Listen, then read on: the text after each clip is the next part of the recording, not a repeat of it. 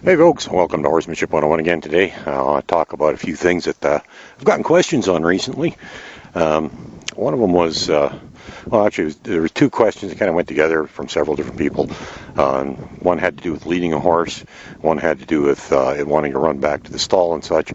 Honestly, I cannot do a good video on leading right now because I don't have a horse that isn't already well trained to lead on a lead, so I can't really demonstrate how to correct behavioral problems on lead, and I will not start yanking on my little girl here, or either of the other two, for no reason, because that can actually untrain a horse. So you don't want to be screwing up your horse's training by, yanking on it just to do a demo when it's not really doing anything wrong, because then they get completely the wrong message and you can actually untrain your horse. One of the problems was leading a horse back to the stall. Another one was asking about a horse wanting to run back to the stall. I'm going to start off right off the top. I don't believe that stalls are a good thing for horses at all, and I'm going to explain why. Now, this particular barn here is actually divided in two. There's a big door over there you can see. That end is actually just a shelter for the horses. It's one big open area. The other half is storage of straw and hay and such, and other feeds for the chickens, goats, and whatever. Here we got 24/7 hay out there for them to nibble on. Got a couple acres of paddock here, and I'm not sure if you can see it in the picture here, but at the far end, way down there, is a gate that leads out into about 60 acres of pasture out there for them to go run around on. Now, I'm telling you this because it's relevant, because horses are designed to move. You can't put them in a stall and expect them to be healthy. Stalling a horse now, understandably, even though I'm against stalls, understandably, sometimes you don't have an option. That's what's available. You don't always get a choice in the matter. But if economics are at play, pasture board is far cheaper than a stall. Usually about half the price, and it's certainly far healthier for your horse. I mentioned it in the cost of owning a horse before, and I want to explain a few more things. Horses are designed to move. In nature, a horse would probably travel 20 miles a day average, give or take, depending on terrain, climate, amount of food, etc. It varies a little, but bottom line is they move. They're free to move at all times. Now, by locking them up in a barn and putting them in a stall, you create a number of problems. First off, health-wise, lack of movement significantly affects their circulation. You can have all kinds of problems with feet, and lack of movement is also very, very significant in causing problems with the digestive system, and many, many horses that are stalled will have colic. Very few horses that are out in a pasture 24/7 will ever have an episode of colic of any kind. Colic is a pretty generic term. It actually could be referred to just about a dozen different ailments that affect the digestive system, basically a blockage of some sort or something where the digestive system fails to flow, and that's caused by lack of movement primarily. It can also be caused by feeding. Now, that also goes with the stalls too, is because most horses that are stall kept or in a dry paddock, if you're concerned about weight, a lot of people will keep their horse in a dry paddock and only feed them a couple times a day, and that's not good for them either. Their digestive system is actually designed to have a constant, steady intake of food. They will spend 14, 18 hours a day grazing. That's what they do. That's their natural thing. Their digestive system is designed to have a constant intake of food. If they get fed only a couple times a day, it's not good for them because they eat too much at once. It causes all kinds of problems with the digestive system. In between meals, they get horrible acid buildup because the acid and stomach acids don't stop producing in the horse. When they're not eating, unlike the human, they produce constantly, so that's why they require the continual intake of food. Given the chance, every time you turn around, she'll be grazing, she'll be nibbling away.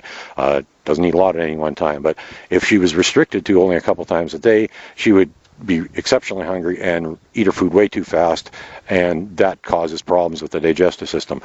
Causes food aggression. They will fight with other animals that try getting near the food if they're only restricted to a couple of times a day of feeding. Stall-kept horses will also develop behavioral problems. They'll start chewing, cribbing. They'll get aggressive because they're frustrated, because they're locked up. They don't learn proper social interaction with a herd. They don't get along with other horses. When you let them go, they want to run back to the barn. And a lot of people mistake that for, oh, my horse likes its stall because it always wants to run back there. No, the horse doesn't like the stall. It associates the stall with food because that's the only place it ever gets fed.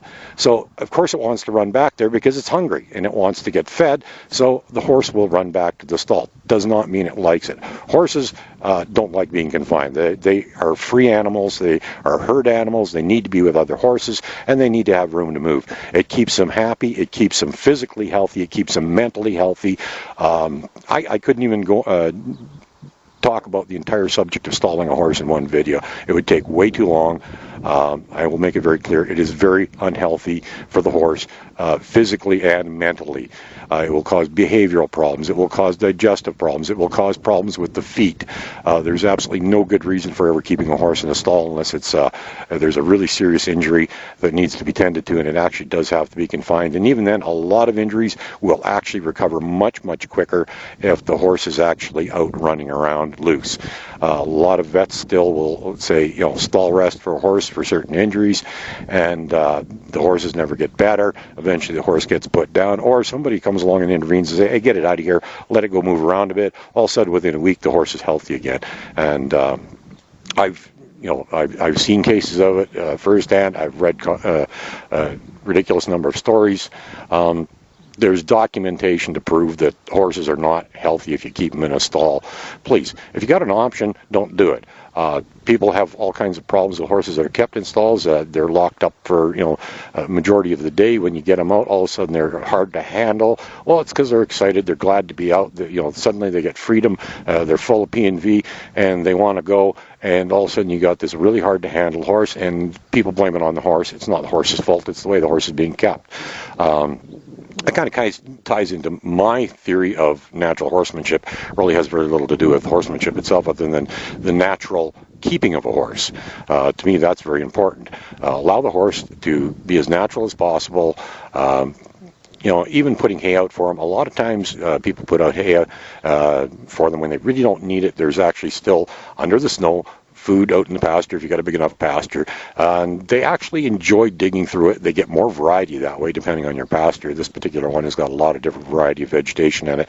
So there will be times where this bale will be sitting here in the paddock area, and they'll go out into the pasture and dig through the snow to get something that they prefer, because horses are actually smart. If you give them the choice and you aren't giving them grains and alfalfa and stuff that's not even part of their natural diet, if you let them have a choice, they are smart enough to make the right choice for what they need for their diet to keep them healthy and sound. So do your horse a favor, get it out of a stall. It eliminates a lot of problems. Don't ask me how to deal with problems that you have with a horse that's stall kept, because I only have one answer. To start with, before you can even fix anything, is get the horse out of a stall. A horse is not meant to be kept in a stall. It's not meant to be locked up. And if it's your friend, why would you lock it in a prison? Okay? That's my opinion, and I'm sticking to that one firmly. There's lots of scientific evidence and proof and medical evidence to support everything that I say and believe. I've never thought it was good, and the longer I'm around, the more articles I read that substantiate that, support that belief, that a stall is absolutely not healthy for a horse in many, many ways. So please, if you get the option, don't put your horse in a stall. I'm not going to say that you're a bad person for putting one there, because I realize that in some circumstances you just don't have the option. Facilities available at the time and place, you don't get a choice in the matter. But if you got a choice, take the choice that is looking after the horse and what's best for the horse. That's good horsemanship. Care about the horse and think about what's best for your horse. That's good horsemanship. Okay? Have a good day, folks.